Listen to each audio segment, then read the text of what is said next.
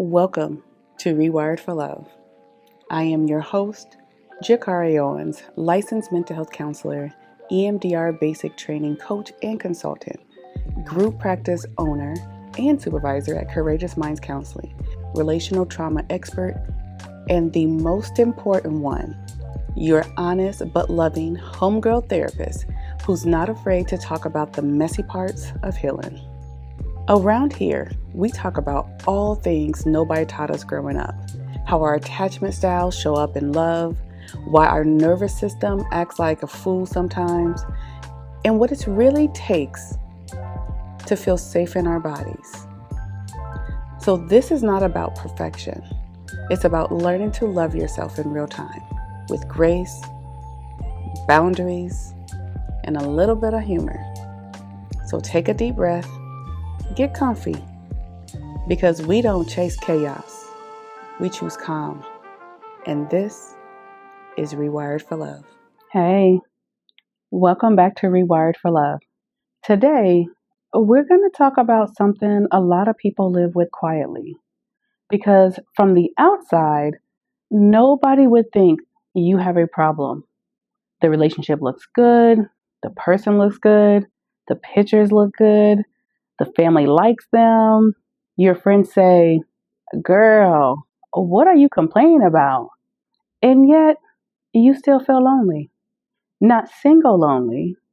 Not, I need a date lonely. I'm talking about that deeper kind of loneliness. That kind you feel while sitting right next to the person who technically loves you, but somehow still doesn't reach you. And I need to say this clearly from the start. You're not lonely because you're alone. You're lonely because you're unseen. That line is going to sit with you for a minute. Because a relationship can look stable. It can look respectable and even look good on paper and still leave your nervous system starving for emotional connection.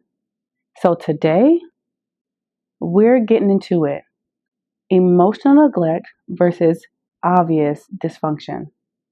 Why nothing is wrong can still feel deeply off. How attachment wounds make surface level love feel acceptable. And the difference between presence and performance in relationships. So take a deep breath, because if this episode finds you in the chest just a little bit, you're probably not imagining it. So when we think nothing is wrong, but everything feels off, let's start there. Because this is where a lot of people get confused. There are relationships that are not obviously abusive. There's no screaming every night, no cheating every other week, no open disrespect, no big blow-ups that make your friends say, girl, leave him. Instead, it's quieter than that. It sounds like, we don't fight like that. He's a good man. She's not mean, she just doesn't really like to talk about her feelings. We have a nice life. It's not bad. I just feel off. That last one, that's the one. Because emotional neglect is often subtle. It doesn't always come in looking like harm. Sometimes it comes in looking like calm, consistency, and respectability. But underneath that, there's no emotional reaching. There's no curiosity. There's no depth to the relationship. There's no repair when you're hurt. There's no space for your inner world to actually live in the relationship. So you start feeling lonely in the relationship because technically it isn't failing.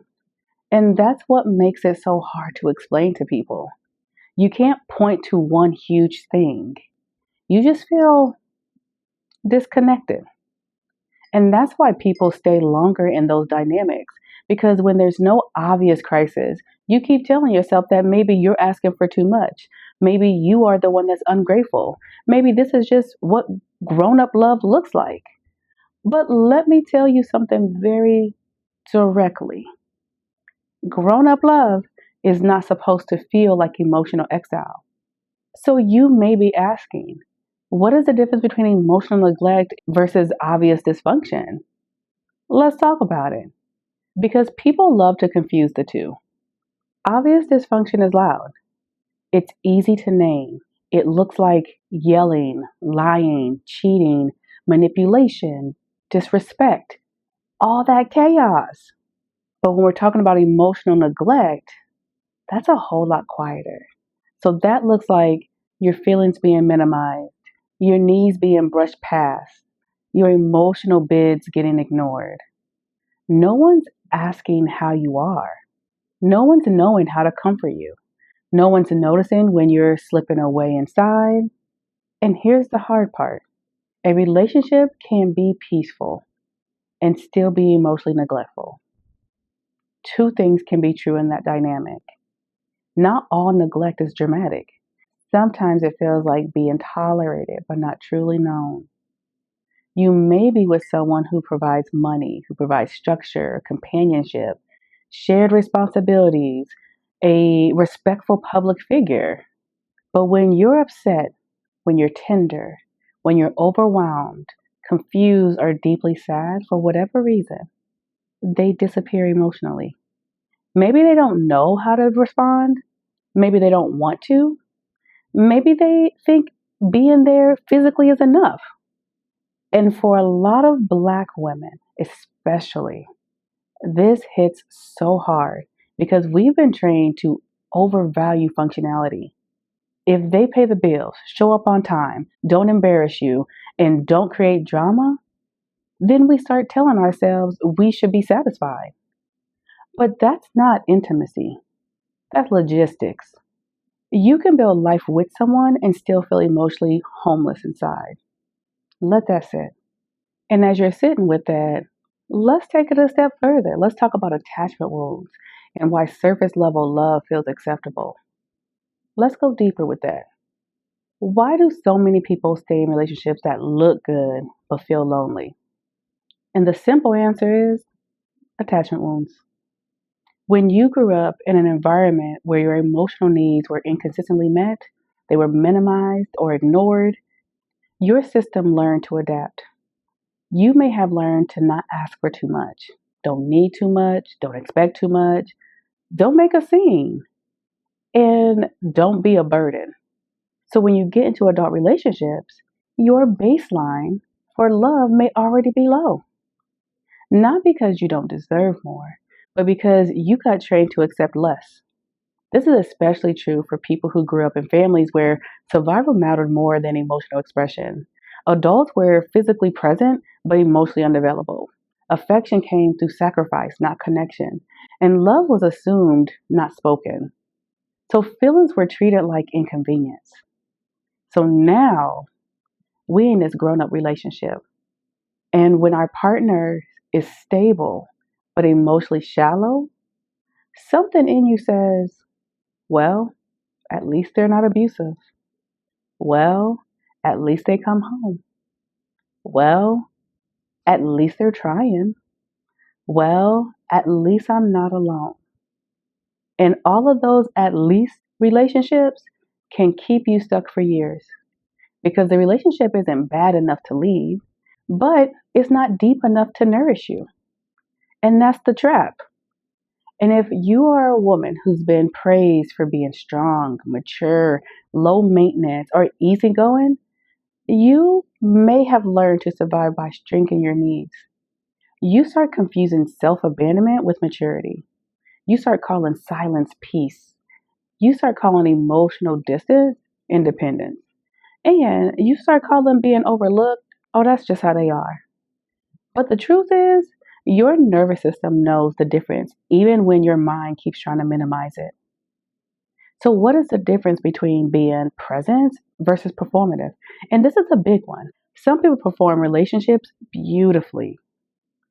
They know how to look at a partner, they know how to show up in public, remember birthdays, post you on social media, help with errands, being charming around your people, say all the right things in front of others.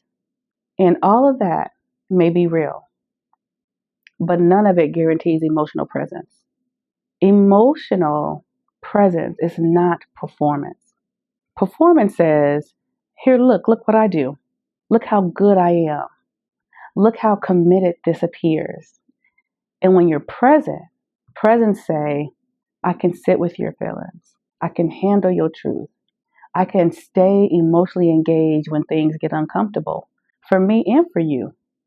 And I know how to be with you, not just look like I am, but truly be with you. And a lot of lonely women are with people who are excellent performers and emotionally absent partners. And because the relationship looks good from the outside, you start doubting yourself, your own loneliness. And you tell yourself, maybe I'm expecting too much. Maybe I need to be more grateful. Maybe love is supposed to be calm and I'm just used to drama. But calm and disconnect are not the same thing. A quiet relationship is not necessarily a connected relationship. A stable relationship is not necessarily a safe one. And a functional relationship is not necessarily an emotionally intimate one. That's a distinction a lot of people don't learn until they're already exhausted. So why do you stay lonely even when someone is there? So let's get personal for just 1 minute. Rock with me, stay here, don't leave, don't flee, because it's a good one. And the reason is because sometimes the loneliness isn't about the partner being malicious. Sometimes it's about your partner being emotionally limited and you being emotionally starving.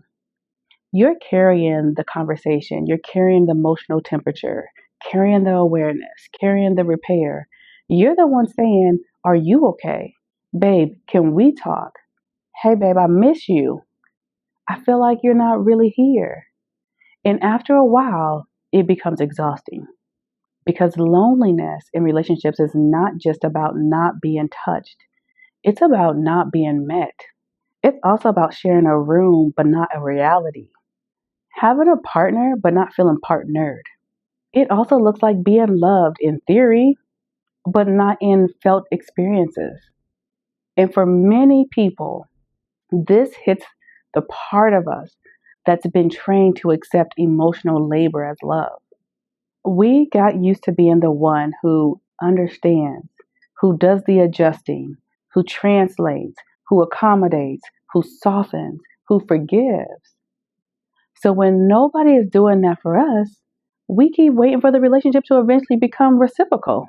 But reciprocity is not something you can manifest out of just anyone, especially someone who doesn't know how to give it.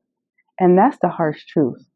So you may be asking, okay, so then what? Like, how does trauma keep me tolerating half love? Well, let's talk about it.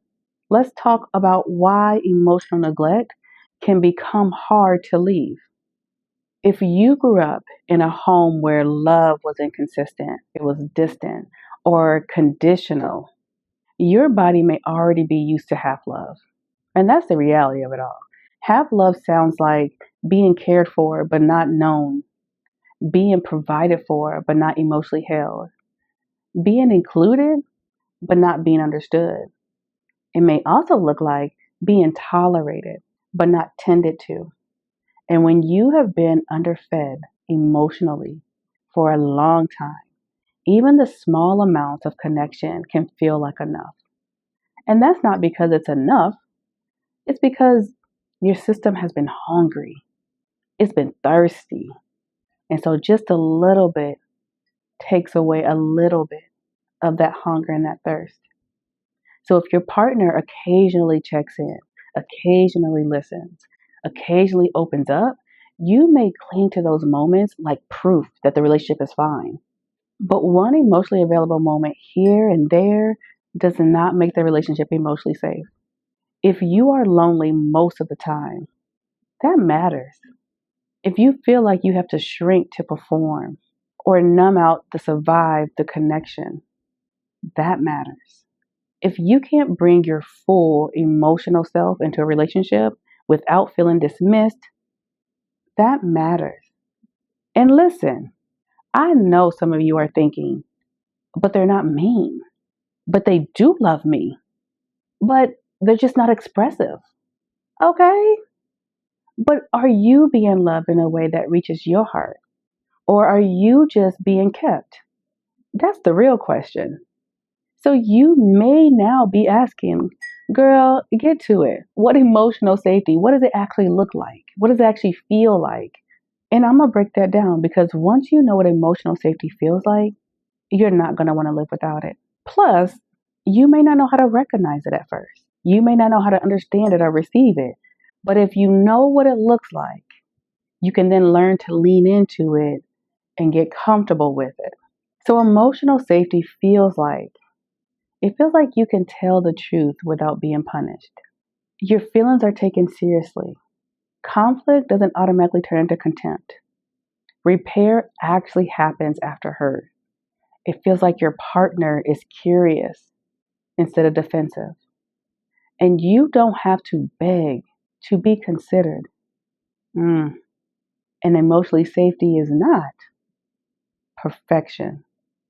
It is not never hurting each other. It's not never disagreeing. It's the ability to stay connected through discomfort. That's what many lonely women are missing. Not a man, not a ring, not a title. It's safety. The kind that lets your body unclench. The kind that lets your heart stop scanning for danger. The kind that lets you stop performing your feelings and actually expressing them. Because if you have to stay on guard all the time, your body does not experience that as love. It experiences that as management. And here's the hard truth for strong women. Sit down. Let's talk about my strong women for a minute. A lot of you are in relationships that look good because you're taught to value being chosen over being cherished. You can say, we don't fight. He takes care of me. She's good to me. We have a nice life. And all of that may be true. But if you are still lonely, your loneliness is not fake. It is information. Being strong too long can make you ignore your own emotional starvation. You start making peace with things you shouldn't be making peace with. You start calling yourself low maintenance because your needs were inconvenient in the past. You start thinking, I should be grateful, when what you really need is reciprocity. So let me say it like this. You don't have to get a prize for enduring loneliness inside a relationship that looks respectable.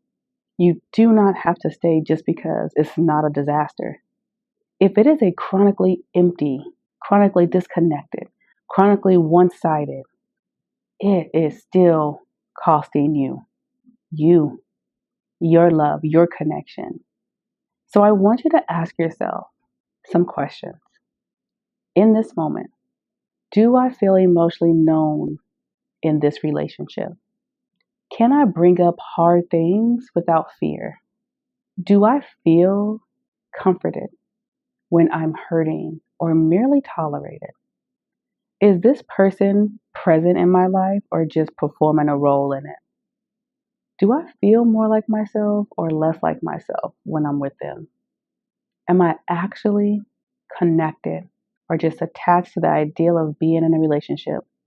And maybe the biggest one here, if I stopped managing everybody's feelings, would this relationship still be solid? And that's the question. That tells the truth real fast. Okay, I'm going to land it with this. You are not too needy because you want to be seen. You are not too difficult because you want depth. You are not ungrateful because your decent looking relationship still feels lonely. You are human. You are a human being with a nervous system that knows the difference between being around someone and being emotionally with someone. So here's the truth. One more time. You're not lonely because you're alone. You're lonely because you're unseen. And that's why that matters. Not every lonely relationship is loud. Some of them are polished. Some of them are respectable. Some of them look like success from the outside. But if your heart is starved in it, your body knows. You don't have to keep settling for presence without depth and performance without emotional safety. You deserve to be known. You deserve to be reached. You deserve the kind of love that doesn't just look good, it feels good. So until next time, be honest with yourself. Stay close to your own truth. And remember, love that can't meet you emotionally will always leave you lonely, no matter how good it looks on paper. Thank you for joining me for another episode of Rewired for Love. If today's conversation resonated with you, share with someone you care about, or take a moment to leave a review. Your feedback helps this community to grow and keeps these healing conversations flowing. You can also follow me and come hang out with me on all socials, YouTube, TikTok, Instagram, all of them at Rewired for Love Podcast. Go there to get your daily doses of healing, honesty, and a whole lot of love. Until next time, keep listening to your body, lead with compassion, and remember, you are safe enough to love and be loved.